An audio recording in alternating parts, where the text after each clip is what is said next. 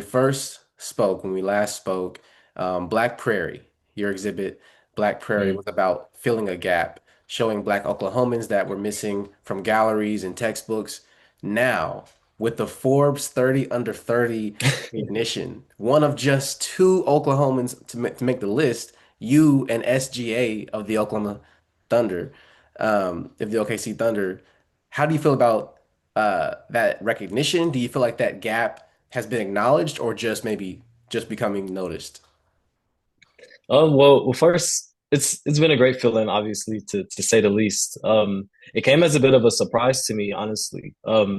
Like for one, I was surprised to find out that I was nominated, and then even more surprised, obviously, to find out that I actually had made the list. But I mean, obviously, it was a pleasant reminder of just I guess the work that I'm doing, and it really served as a moment of reassurance for me, for sure, to just keep pushing and working on my craft for sure. But I guess as far as a gap being filled, I guess it's always work to be done.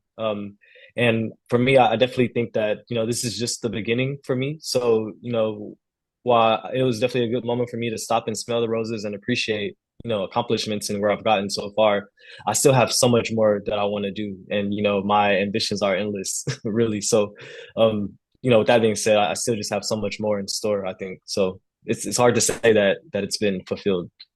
I may not ever feel that way. Fair enough, fair enough. As an artist, I can understand that. Yeah. You never being satisfied. But, I want to take it back to our last conversation. You said your work is deeply rooted in Oklahoma, such as Hmm. Black towns, Black cowboys, Deep Deuce, and matriarchs like Clara Looper, Hmm. and your own grandmother. How do you Hmm. protect that that specificity, that's rooted in your hometown when national audiences are starting to, maybe project their own narratives on who Oklahomans are?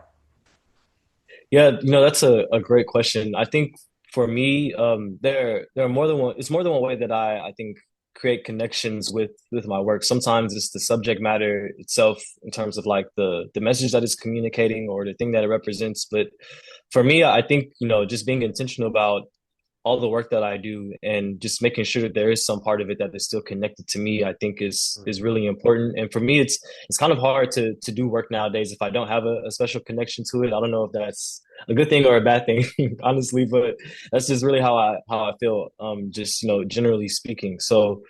For me, it hasn't been that difficult in terms of maintaining that authenticity for me because again, like my subject matter when I used the term realism to define my work is not so much focusing on making the work look realistic, in terms of the actual style, as opposed is it, it's really more about me capturing just the element of people that I think is just really deemed like very common, So for me, it's about capturing moments in time or just images of people that isn't necessarily specifically curated for an image. It's something that a person maybe would have already been doing whether or not there was a camera there, capturing it or not, that kind of thing. So for me, I'm always doing that, whether or not people see it or not, it's always something that I'm doing, catching images and going to places and being inspired by stuff. So for me, that's definitely been a focus point for me in my work. I'm sorry, that was kind of a long-winded answer. No, no. So many Oklahomans try to escape, focus on getting out. Um, and, we've been cast as this flyover state, this Hmm. group of ignorant people who don't have anything to contribute to society in a lot of times by national outlets and outside perspectives. But you are focusing your work on amplifying and elevating, just everyday Oklahomans, Black Oklahomans, their culture, their legacy.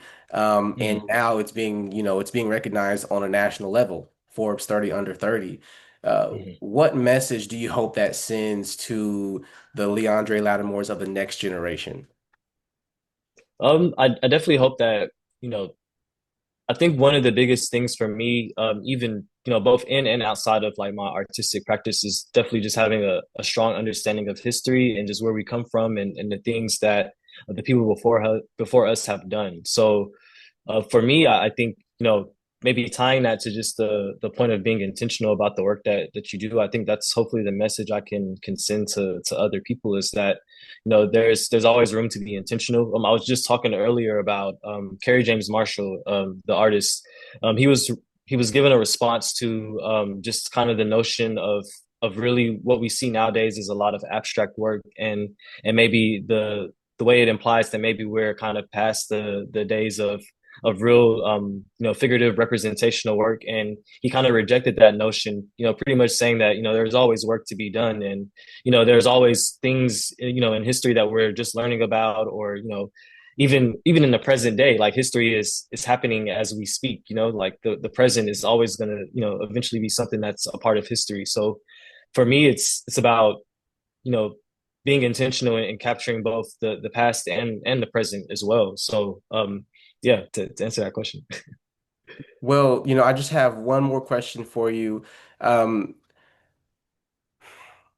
your work places Black people back into the American frontier, a Mm. space we've often been erased from, even though a lot of the roots of, for instance, the legacy of cowboys comes right from, Black people.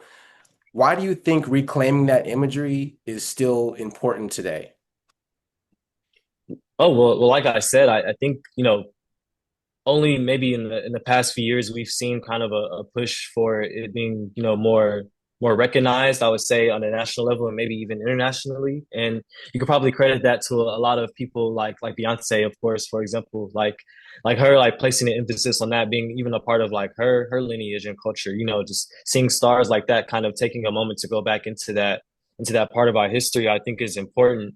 And it's kind of the show, like we've always been a part of that history, that you can't really talk about the history of cowboys without talking about Black people, just as one example. And I think a lot of people think that is like the focus of my work is just cowboys, but I think that's just one part of it. You know what I mean? So even when we talk about Deep Deuce, for example, the history of jazz and blues there, and the people and the names that have come out of just that area. Ralph Ellison, I was literally just having a conversation with someone about that.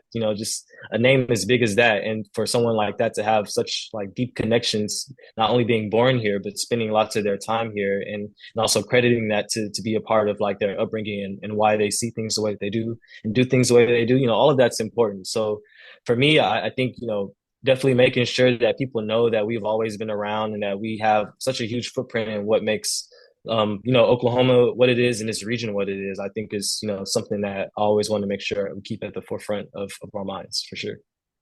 So, what can people expect from you coming up? What's next for you?